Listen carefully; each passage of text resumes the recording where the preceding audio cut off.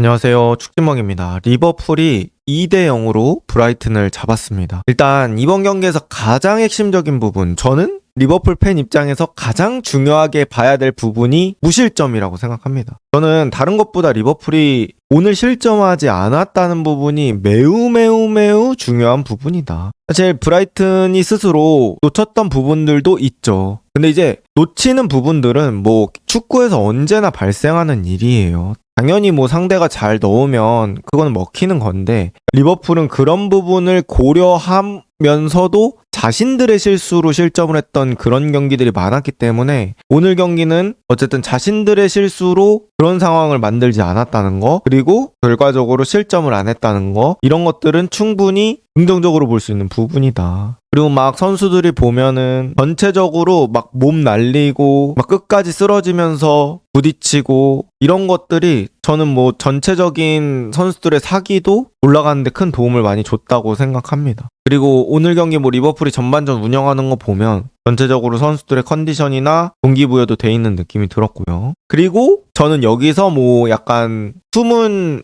영웅 기여해준 선수가 케르케즈라고 생각합니다. 오늘 케르케즈 정말 많이 뛰었고 왼쪽에서 상당히 좋은 활약으로 그런 것들을 커버해줬습니다. 그 다음 오늘 누가 봐도 맨 오브 더 매치, 바로 에키티케입니다. 에키티케 할 얘기 되게 많은데요. 일단은 에키티케의 장점이 뭐냐면 기회 열리면 슈팅 많이 시도해요. 그러니까 공격수는 이 슈팅 볼륨이 되게 중요하다고 생각을 하는데 에키티케는 슈팅 볼륨이 일단 크다고 생각합니다. 그리고 매번 다 완벽한 기회만 나오지 않고 자세가 완벽하지 않은 상태, 수비가 어느 정도 길을 막고 있는 상태, 뭐 타이밍이 완벽하지 않은 상태, 내 몸이 정면을 보지 않은 상태, 뭐 여러 가지 상황들이 많잖아요, 공격수들은. 그럼에도 슈팅을 많이 가져간다는 건 어쨌든 공격을 마무리할 가능성이 높다는 거고, 내지는 상대가 제대로 준비되지 않은 상태에서의 슈팅도 많다는 거예요. 근데 이제 그런 것들을 에키티케라는 선수는 가지고 있고 아주 과감성 있게 슈팅을 많이 시도하는 모습들이 있었습니다. 그리고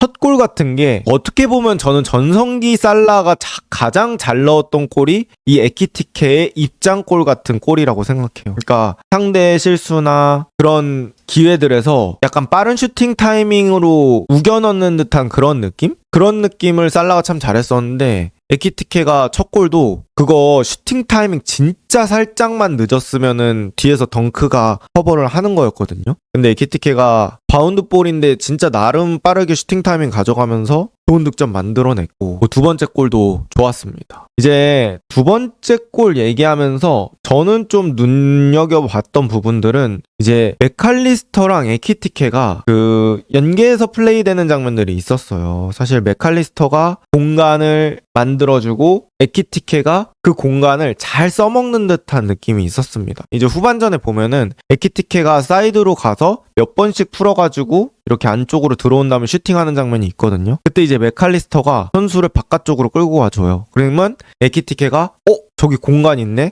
내가 두세 발짝 안에 도착할 수 있으니까 조금 보폭 있게 공을 쳐놓자, 이런 거. 그러니까 공간이 있으면 그걸 내가 써먹을 줄 아는 그 공간 이해도라고 해야 되나? 그런 것들이 에키티케가 되게 좋은 것 같고, 그게 이제 결국 결과로 나온 게 저는 두 번째 골이라고 생각합니다. 이제 코너킥에서 보면은 맥칼리스터가 수비를 이렇게 밀어내고 있어. 그래서 맥칼리스터 뒤쪽에 공간이 진짜 예쁘게 나거든요. 거기에 에키티케가 쏙 들어가서 헤더로 득점을 합니다. 그런 부분들 보면 어쨌든 뭐 그게 꼭 맥칼리스터가 그런 역할을 안 해도 되죠. 다른 선수가 그 공간을 빼줬을 때 에키티케가 이용할 수 있다는 거. 그래서 저는 이 에키티케라는 선수 아주 좋다. 그리고 냉정하게 이제는 실력으로도 에키티케라고 볼 수 있겠죠, 이삭보다.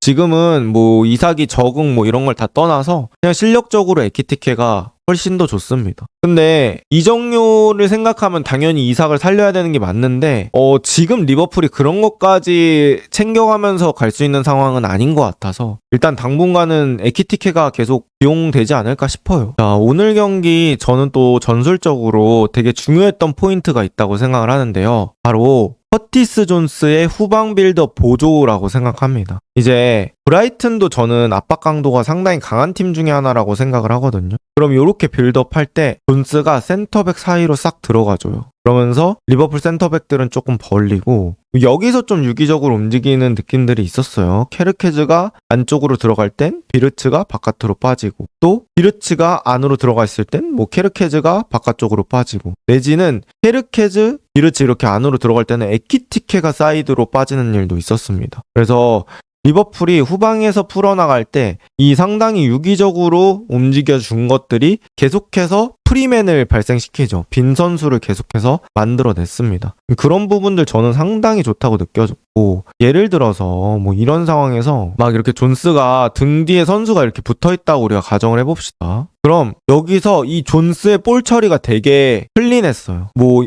여기다가 주지 않았을 때 위험한 부분들이 있으면 그냥 깔끔하게 줄 수 있는데 주고 뭐 그렇지 않아도 자기가 공 잡고 앞으로 돌면서 여기서 오늘은 1대1 공지키그가 되다 보니까 이 커티스 존스의 그런 후방 빌드업 지원이 저는 이 코나테로부터 오는 부담감을 많이 줄여줬다고 생각을 해요. 그러니까 어쨌든 지금 리버풀이 어려움을 겪고 있는 부분들이 결국에는 실수에서 자꾸 나오는 부분들이잖아요. 근데 커티스 존스가 폼이 올라감과 더불어서 슬롯 감독이 이렇게 센터백 보조로 커티스 존스를 사용하다 보니까 전체적으로 후방에서의 안정성이 생겼다. 그래서 적어도 본인들이 실수해서 실점하는 일은 줄어들고 있다. 이게 저는 상당히 긍정적인 부분이라고 봅니다. 뭐 이거를 커티스 존스 시프트라고 해야 될까요?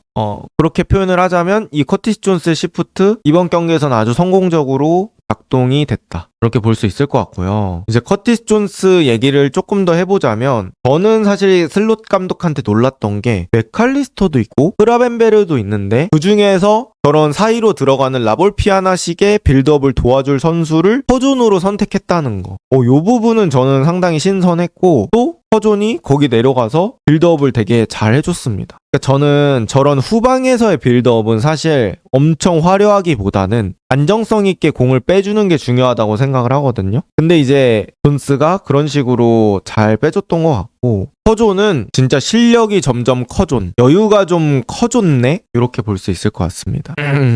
어쨌든 많이 늘었어요. 오늘도 이제 앞쪽에서 공 안 뺏길 때 막 여러 명 사이를 압박 당하면서도 볼 지켜서 사이드로 풀어내는 거 보면은 커티스 존스라는 선수가 최근에는 정말 상승 곡선을 타고 있다. 존스는 이렇게 잘하다가 꼭 다쳐서 이 흐름이 끊길 때가 있더라고요. 그래서 이 흐름을 좀 잘 유지해주는 게 중요할 것 같다라는 생각이 들었고요. 그리고 이제 오늘 리버풀에서 또 추가적으로 얘기할 부분 뭐냐? 바로 특공대 역습입니다. 제가 이제 특공대 역습이라는 거는 리버풀 선수가 공 잡았을 때 나머지 선수들이 가로로 약간 일자로 여러 명이 쫙 달려가면서 뭔가 특공대가 투입하듯이 그렇게 역습을 하는 걸 말하는데 지난 시즌 리버풀이 우승할 때 이런 방식으로 득점 정말 많이 했죠. 학포, 살라, 뭐 누네즈, 디아즈, 소보슬라이 이런 선수들이 그냥 때로 쫙 뛰면서 그 특공대 역습을 만들었는데 사실 이번 시즌에는 그런 특공대 역습이 거의 안 나왔단 말이에요. 그래서 리버풀 팬분들도 우리가 역습이 좀 사라졌다 이런 얘기를 하셨는데 오늘 경기에서는 결과는 안 나왔는데 그런 장면들은 상당히 많이 나왔다. 그런 부분들도 저는 기분 좋게 볼 수 있는 포인트가 아닐까 싶어요. 근데 이제 뭐 선수들이 아직은 최정상의 컨디션이 아니다 보니까 그런 부분들에서 마무리는 조금 더 키워야 될 것 같습니다. 그리고 이제 그런 부분에서 이제 추가적으로 언급을 하고 싶은 선수가 바로 모하메드 살라예요. 살라가 이번 경기 저는 의지의 문제는 아니었다고 생각해요. 어쨌든 잡음이 있었지만 살라가 오늘 투입되면서 그래도 나와서는 저는 의지 있게 뛰었다고 생각을 하거든요. 근데 오늘 경기 이제 마무리하는 과정들을 보니까 사실 의지와는 별개로 이제는 좀 기량이 하락한 거를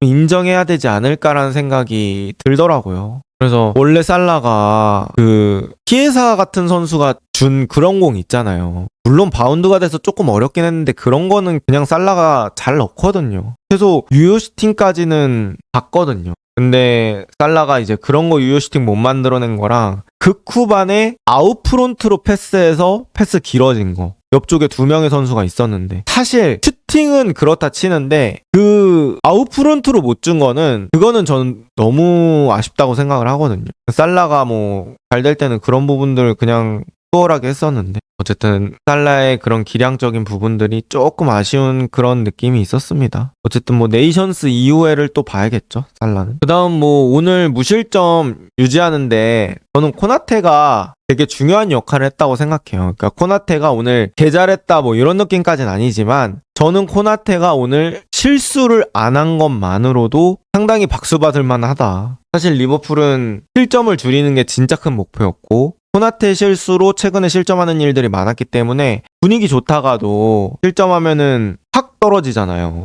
그랬는데 이제 어쨌든 코나테 발에서 빚어지는 그런 실수가 없었기 때문에 또 리버풀이 무실점을 할 수 있었던 그런 상황이 되지 않았나 싶고 코나테가 한 80분 후반때 막 박수치면서 선수들한테 얘기해요. 야, 집중해. 정신 차려. 이런 식으로. 그거 보고 코나테도 뭔가 되게 의지 있게 경기에 참여했다는 거에서 또 큰 의미를 부여할 수 있을 것 같습니다. 근데 이제 리버풀 입장에서는 오늘 경기 이긴 거 너무 좋고 그렇게 한데 뎁스가 좀 많이 걱정이에요. 사실 아직도 12월에 경기 수는 좀 남아있고 그런데 뭐 엔도 부상이 떴고요. 그 다음에 이제 조고메즈도 오늘 경기 나갔는데 제가 봤을 땐 좀 쉽지 않아요. 이게 스스로 주저앉고 이래가지고 이거는 문제가 작아 보이진 않고 그래서 수비 쪽 자원이 지금 너무 없는 게 사실 리버풀 입장에서는 상당히 부담스러운 부분이고요. 그리고 이삭의 폼이 올라오지 않는 것도 저는 걱정거리라고 생각합니다. 뭐 에키티케 잘하는 거 너무 좋아. 너무 좋은데 사실